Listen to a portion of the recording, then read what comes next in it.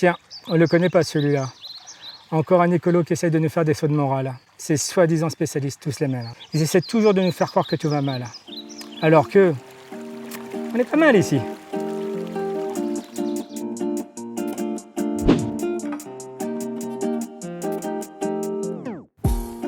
Pour savoir où on en est sur la biodiversité, on peut s'appuyer sur l'IPBES. Leur dernier rapport, présenté en 2019, constitue l'évaluation la plus exhaustive produite jusqu'alors sur la biodiversité mondiale et les services rendus. Le constat est sans appel. La nature décline globalement à un rythme sans précédent dans l'histoire humaine et le taux d'extinction des espèces s'accélère. À l'échelle française, 23% des espèces évaluées sont menacées de disparition. Oiseaux nicheurs, amphibiens, mammifères, insectes, plantes, aucune forme de vie n'est épargnée. Je pense qu'il va falloir accélérer tout ce processus pour qu'il y ait des retombées avant la fin du siècle.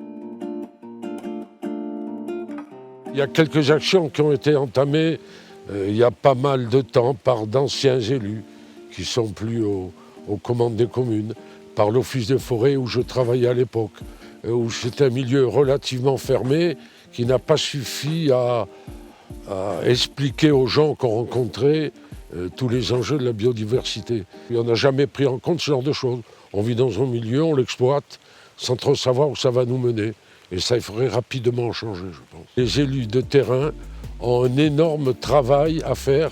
Premièrement, à comprendre eux-mêmes ce que c'est, en quoi ça consiste, les enjeux, pour toujours pareil, initier les scolaires d'une part, les populations autochtones et les touristes à comprendre un peu mieux, plutôt que de visiter sans s'intéresser, sans savoir ce qu'il y a.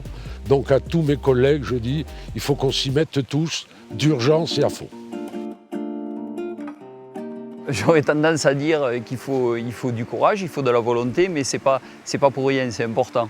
C'est vrai qu'il faut se rendre compte des richesses de notre milieu. Quand on y est né, on ne s'en rend peut-être pas assez compte, mais c'est vraiment important de préserver tout ça et de fonctionner en bonne entente, en bonne harmonie avec notre environnement.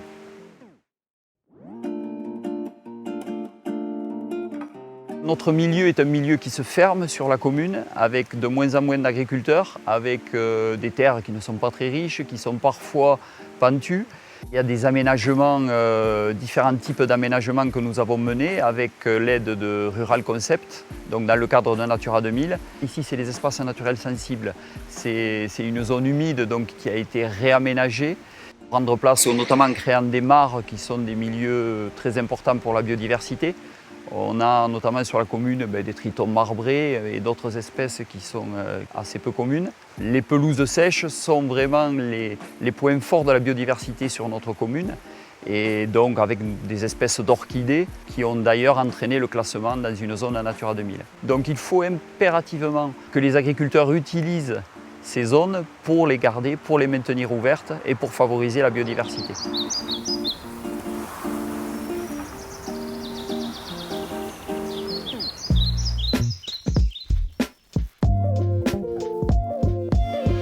Il est temps de passer à l'action, de prendre systématiquement en compte la biodiversité dans les projets et de faire en sorte que les politiques publiques participent à cet effort de préservation du vivant.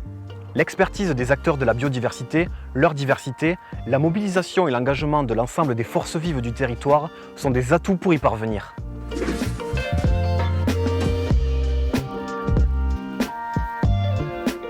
On a besoin de spécialistes pour connaître la richesse de la biodiversité, pour analyser la faune, la flore.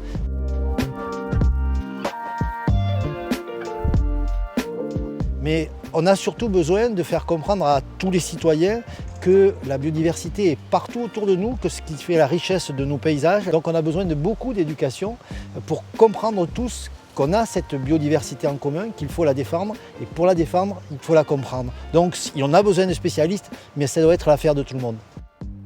Sur Natura 2000, qui est un grand programme européen, nous avons besoin de la mobilisation de tous les élus. Alors on l'a un peu oublié, ce grand programme européen. Aujourd'hui, il faut que chaque élu de chaque commune se dise en permanence qu'est-ce que j'ai comme zone Natura 2000 sur mon territoire, comment je peux faire pour le protéger. C'est vraiment l'affaire de tous.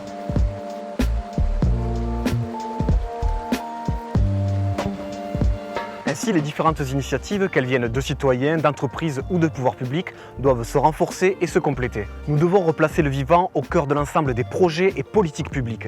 L'exemplarité et l'innovation sont des leviers majeurs, au même titre que la mobilisation et l'engagement des acteurs. C'est le pari de la stratégie régionale pour la biodiversité dont les 5 grands défis sont à relever ensemble. En combinant nos efforts dans toutes les dimensions que représentent ces défis, nous pouvons multiplier, intensifier nos actions et bâtir un nouveau modèle. La clé de la réussite, c'est la coalition des acteurs. Occitanie, tous engagés pour la biodiversité.